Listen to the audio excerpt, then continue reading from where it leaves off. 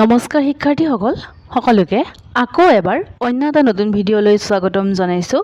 আজি আমি আলোচনা কৰিম হাই ছেকেণ্ডাৰী ছেকেণ্ড ইয়াৰৰ তোমালোকৰ অসমীয়া বিষয়ৰ গোট 2 পদ্য বুলি যি তোমালোকৰ অংশ আছে সেই পদ্য অংশৰ 4 নম্বৰ অধ্যায় জনতাৰ আহ্বান নামৰ তোমালোকৰ যিটো কবিতা আছে সেই কবিতাৰ সকলোবোৰ প্ৰশ্ন উত্তৰ আজি আমি এই ভিডিঅ'ত আলোচনা কৰিম।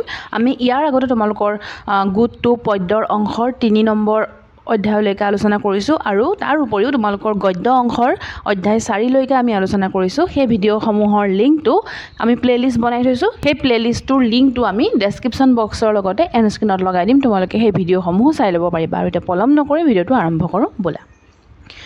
ইয়াৰ তোমালোকৰ অতি চমু প্ৰশ্ন উত্তৰ দিয়া বুলি দিয়া হৈছে। তাৰে প্ৰথমটো প্ৰশ্ন তোমালোকক সুধিছে যে অসমীয়া সাহিত্য সংস্কৃতি জগতত ৰূপ কোঁৱৰ অভিধাৰে কোনগৰাকী সাহিত্যিকক বিভূষিত কৰা হৈছে? আমি সকলোৱে জানো ৰূপ কোঁৱৰ জ্যোতিপ্ৰসাদ আগৰৱালা, হয় নহয়? গতিকে কাক ৰূপ কোঁৱৰ অভিধাৰে বিভূষিত কৰা হৈছে?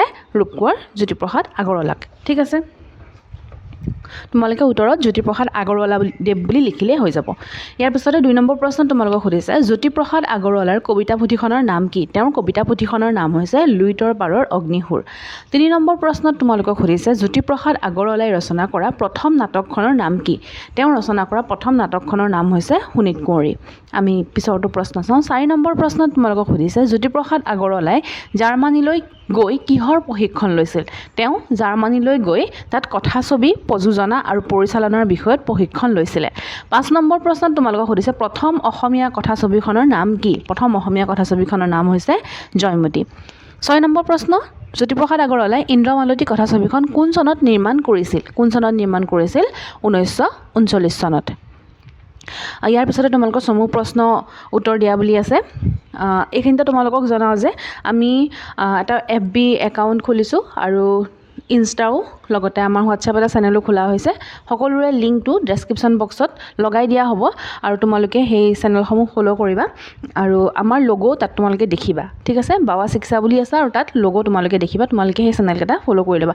মোক এজন ষ্টুডেণ্টে কৈছিলে যে মেম আপুনি ইনষ্টাত এটা ID বনাওক। মই তেতিয়া বনোৱা নাছিলোঁ। এতিয়া যিহেতু আমাৰ ফেমিলিটো অকণমান ডাঙৰ হৈছে গতিকে মই বনাইছোঁ। গতিকে তোমালোকে তাত সেই ইনষ্টা IDটো ফ'ল' কৰিবা। FBত তোমালোকে ৰিকুৱেষ্ট পঠাব পাৰা। এতিয়া চমু প্ৰশ্ন প্ৰথমটো তোমালোকক সুধিছে প্ৰশ্ন জ্যোতিপ্ৰসাদ আগৰৱালাৰ কবিতাৰ 2টা বৈশিষ্ট্য লিখা। তেওঁৰ কবিতাৰ 2টা বৈশিষ্ট্য হৈছে যে জাতীয়তাবোধ, দেশৰ ঐতিহ্য আৰু বুৰঞ্জীৰ লগত একাত্মবোধ আৰু জনতাৰ প্ৰতি দায়বদ্ধতা তেখেতৰ কবিতাৰ এক বিশেষ বৈশিষ্ট্য। 2 নম্বৰতে তোমালোকে লিখিব পাৰা তেখেতৰ কবিতাত ভাষা আৰু শব্দৰ ওজস্বিতা, যৌৱনসুলভ দীপ্ততা আদি বৈশিষ্ট্য লক্ষ্য কৰা যায়। আমি পিছৰটো প্ৰশ্ন চাওঁ। চমু উত্তৰ দিয়া 2 নম্বৰ প্ৰশ্নটো তোমালোকক সুধিছে আজি সুন্দৰৰ পূজা থাপনাত যাচিবি কিহেৰে ষোড়শ উপচাৰ? ইয়াতে ষোড়শ উপচাৰে কি বুজাইছে সেইটো সোধা হৈছে তোমালোকক। গতিকে তোমালোকে উত্তৰত লিখিব পাৰা যে ষোড়শ উপচাৰ হৈছে পূজাৰ 16 বিধ উপকৰণ। সেয়া হ'ল আসন, স্বাগত, পাদ্য বুলি যে কয় আমাৰ পাদ্য, অৰ্ঘ্য, আচমনীয়, মধুপৰ্ক, পুনৰাচমনীয়, স্নান, বসন, আভৰণ, গন্ধ, পুষ্প, ধূপ, দীপ, নৈবেদ্য আৰু বন্দনা। ঠিক আছে, আমি পিছৰটো চাওঁ। 3 নম্বৰ প্ৰশ্নত তোমালোকক সুধিছে চমু প্ৰশ্ন উত্তৰৰ 3 নম্বৰ প্ৰশ্নটোত সুধিছে যে কবিতাটোত কবিয়ে আজি পৃথিৱীৰ আকাশে বতাহে জনতাৰ আহ্বান বুলি কিয় কৈছে?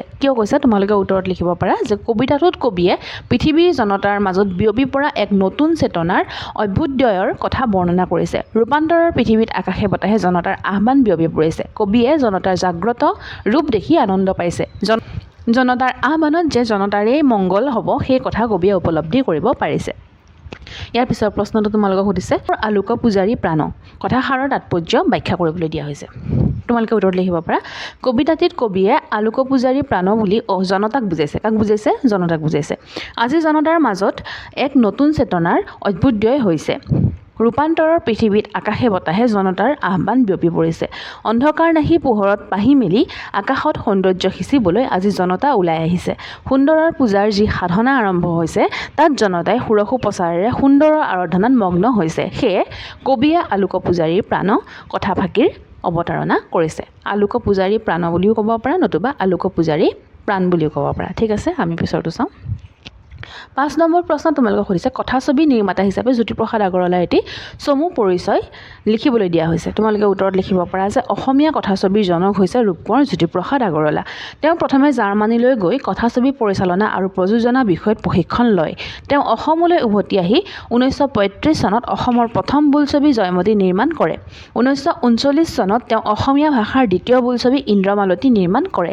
তেওঁ ৰচনা কৰা নাটবোৰ হ'ল শোণিত কুঁৱৰী, কাৰেঙৰ লিগিৰি, ৰূপালিম, লভিতা, খনিকৰ, নিমাতী কন্যা, সোণ পখিলী, কনকলতা আৰু সুন্দৰ কোঁৱৰ।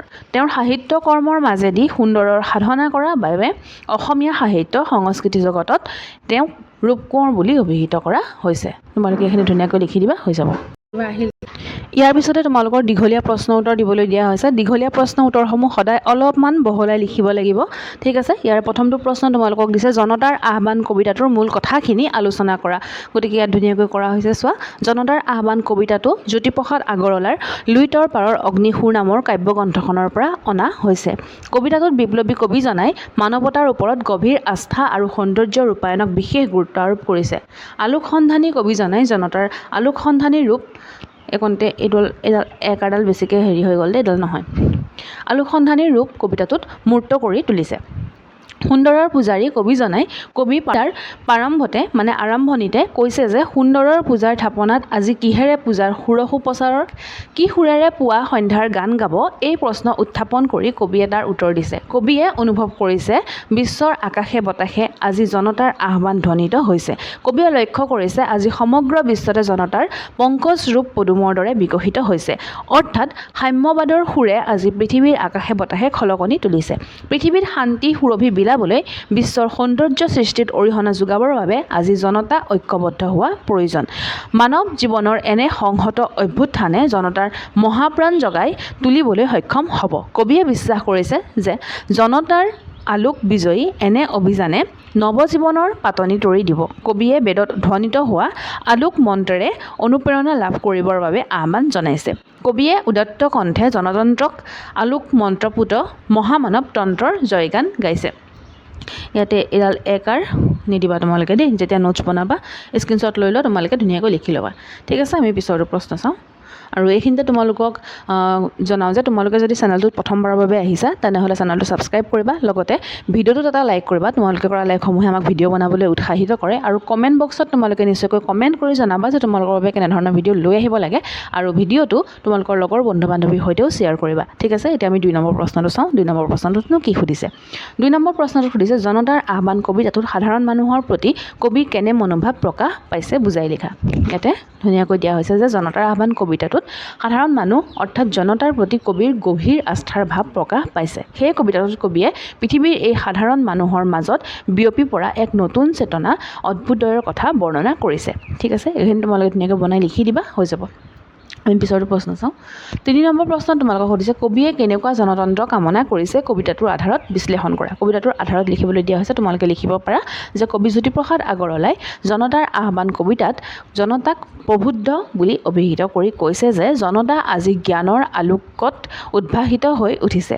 আজি জনতা পূৰ্বৰ দৰে অজ্ঞান আন্ধাৰত নিমজ্জিত নহয়। সাংস্কৃতিক আধাৰত প্ৰতিষ্ঠিত এক কেন্দ্ৰীভূত শক্তিৰ ওপৰত গভীৰ আস্থাৱান এই জনতা আজি আলোকসন্ধানী হৈ পৰিছে। জ্ঞান আৰু মানৱীয় মূল্যবোধত এওঁলোকে গুৰুত্ব দিছে। সমাজৰ সকলো অসুন্দৰ আঁতৰাই সত্য আৰু সুন্দৰৰ ভিত্তিত প্ৰবুদ্ধ জনতাই সমাজ স্থাপন কৰিব খোজে। জ্ঞান বুদ্ধি চেতনা আৰু নিস্বাৰ্থ সেৱাৰ মনোভাৱেৰে এওঁলোক উজ্জীৱিত। জাতিৰ জীৱন আগুৱাই নিবলৈ এই জনতাই সাংস্কৃতিক প্ৰচেষ্টা কাৰ্যকৰী কৰিবলৈ বদ্ধপৰিকৰ। তাৰ বাবে যি শাসনতন্ত্ৰ প্ৰয়োজন হ'ব সেয়া হ'ব জনতন্ত্ৰ। কবিয়ে তেনে জনতন্ত্ৰৰে জয় জয়কাৰ ঘোষণা কৰিছে। এতিয়া আমি পিছৰটো প্ৰশ্ন চাওঁ।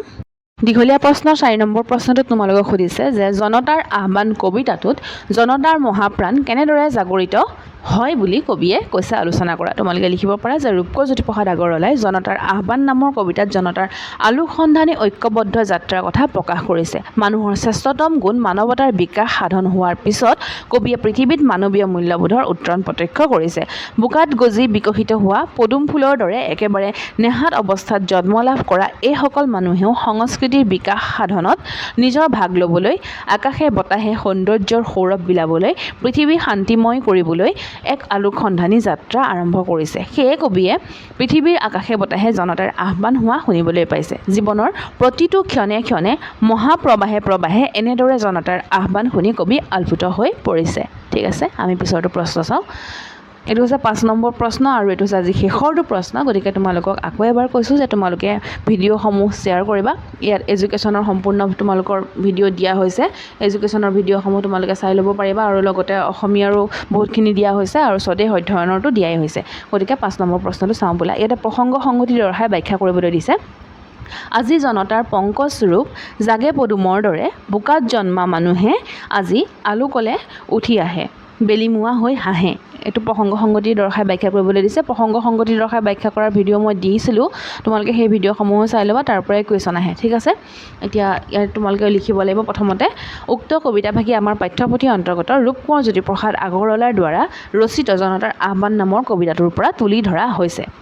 কবিতাভাগিৰ জৰিয়তে কবিয়ে বোকাত জন্মা পদুমে আদৰ পোৱাৰ নিচিনাকৈ আজি সাধাৰণ জনতাই নতুন দিগন্তৰ কাৰণে আদৰ পাবলৈ সক্ষম হোৱাৰ প্ৰসংগত উল্লেখ কৰিছে। তাৰপিছত তোমালোকে লিখিব পাৰা যে বোকাত জন্ম লাভ কৰা সাধাৰণ জনতাই আজি পদুমৰ দৰে ফুলি পোহৰৰ লগতে সৌৰভ বিলাইছে। অন্ধকাৰ নাহি পোহৰত পাহি মেলি আকাশত সৌন্দৰ্য সিঁচিবলৈ আজি জনতা ব্যাকুল হৈ পৰিছে। মানুহৰ এই পৃথিৱীখনত শান্তিৰ সুৰভি বিলাই জীৱনৰ এক অভিনৱ ৰূপ পুষ্পিত কৰি তুলিবলৈ আজি মানৱৰ সংগত অভ্যুত্থানে জনতাৰ মহাপ্ৰাণ জাগ্ৰত কৰি তুলিছে। কবিৰ এই মনোভাৱ আজি জনতাৰ আলোক বিজয় অপূৰ্ব অভিযানে পৃথিৱীৰ আকাশে বতাহে মুখৰিত কৰি তুলিছে। ঠিক আছে, আজি ভিডিঅ'টো ইমানলৈকে আছিলে আৰু তোমালোকে ভিডিঅ'টো শেষলৈকে চোৱাৰ বাবে বহুত বহুত ধন্যবাদ।